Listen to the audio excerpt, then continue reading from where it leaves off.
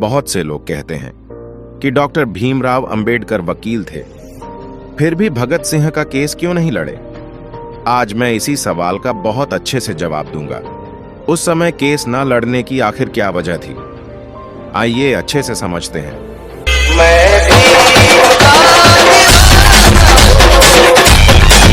भगत सिंह को जब पहली बार 29 मई से 4 जुलाई 1929 के दौरान पुलिस ने गिरफ्तार किया तो उन्होंने लाहौर पुलिस स्टेशन में सवालों का जवाब देते हुए बंबई काउंसिल में 1926 को नूर मोहम्मद द्वारा दिए गए भाषण का हवाला देते हुए कहा था कि जब तक तुम एक इंसान को पानी पीने देने से भी इनकार करते हो, जब तुम उन्हें स्कूल में भी पढ़ने नहीं देते, तो तुम्हें क्या अधिकार है कि अपने लिए अधिक अधिकारों की मांग करो? जब तुम एक इंसान को समान अधिकार देने से भी इनकार करते हो तो तुम अधिक राजनीतिक अधिकार मांगने के कैसे अधिकारी बन गए? जब तुम उन्हें इस तरह पशुओं से भी गया बीता समझोगे तो वह जरूर ही दूसरे धर्मों में शामिल हो जाएंगे जिनमें उन्हें अधिक अधिकार मिलेंगे, जहां उनसे इंसानों जैसा व्यवहार किया जाएगा।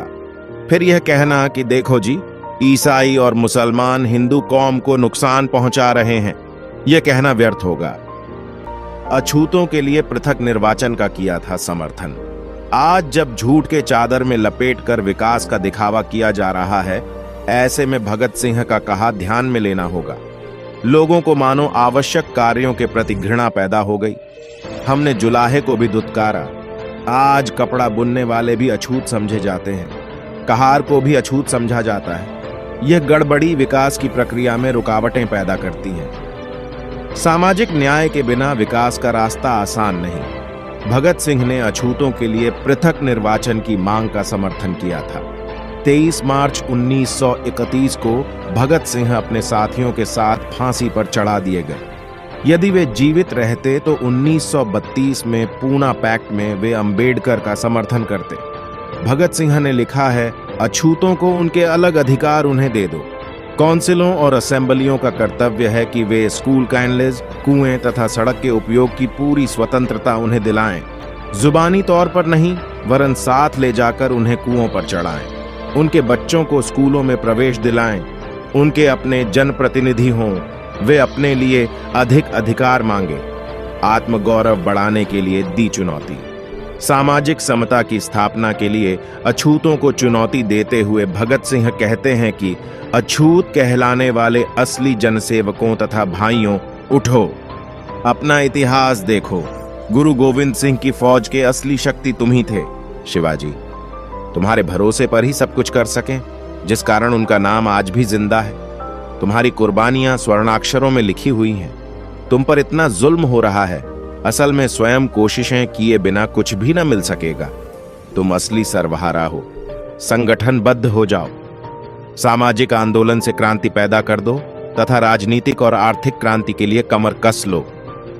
सवाल का मकसद है दुष्प्रचार। सोशल मीडिया पर अक्सर सवाल पूछा जाता है कि अंबेडकर वकील थे तो भगत सिंह का केस क्यों नहीं लड़ा। यह सवाल व्यंग, नफरत या आक्रोश अथवा जिज्ञासावश में पूछा जा सकता है। सवाल प्रथम दृष्टया उचित लगता है, परंतु अक्सर इसका मकसद दुष्प्रचार होता है। इसका सटीक जवाब जानने से पहले हमें हालातों को जानना होगा। 23 मार्च 1931 को भगत सिंह को फांसी दी गई थी। यह वह दौर था जब शूद्र अतिशूद्र, या यूं करे कि अंबेडकर जब स्कूल जाते थे तो उन्हें स्कूल के बाहर दरवाजे के पास बैठकर पढ़ाई करना पड़ता था। चूंकि भगत सिंह सिख थे तो उन्हें यह दंश झेलना नहीं पड़ा।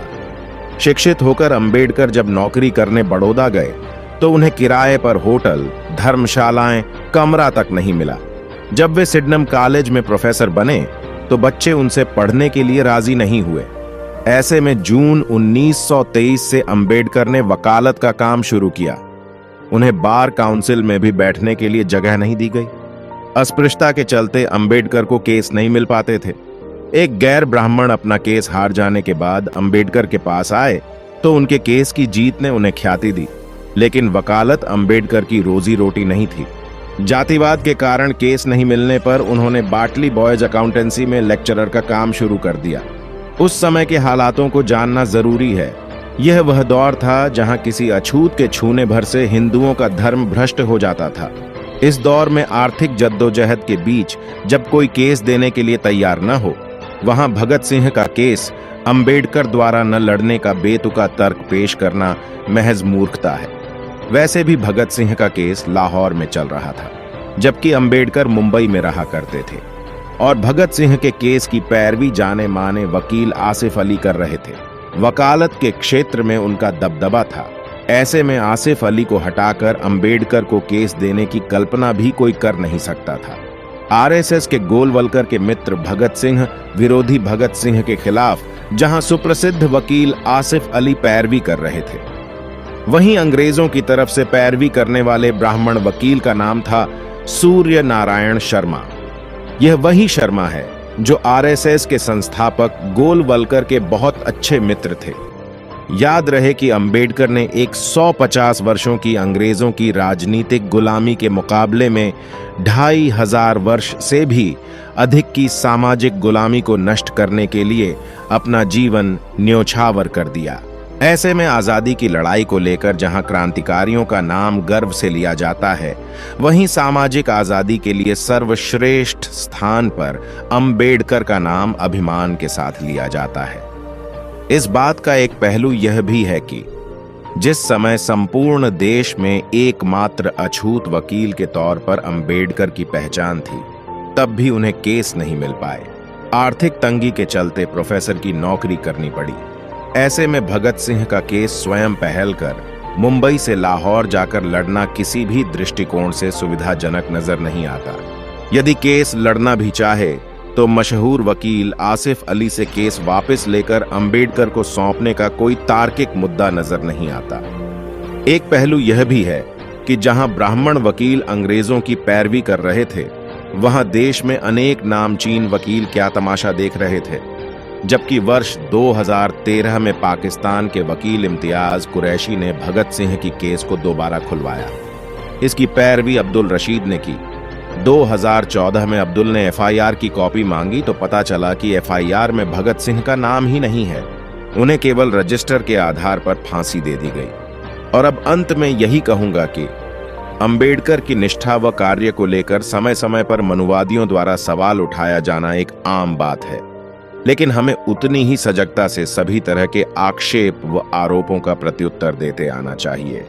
इसके लिए लगातार उन सवालों का पीछा करते हुए उसकी गहराई में जाने का विवेक निर्माण किया जाना चाहिए।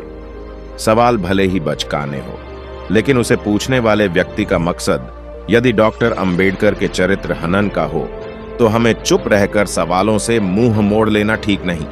डॉक्टर अंबेडकर के लिए अंग्रेजों की 150 वर्ष की गुलामी से कहीं अधिक जरूरी मुद्दा था 2500 वर्ष की सामाजिक व वर्ण व्यवस्था से उपजी जातीयवादी गुलामी को समाप्त करना। अत्यंत जरूरी लड़ाई उन्होंने लड़ी।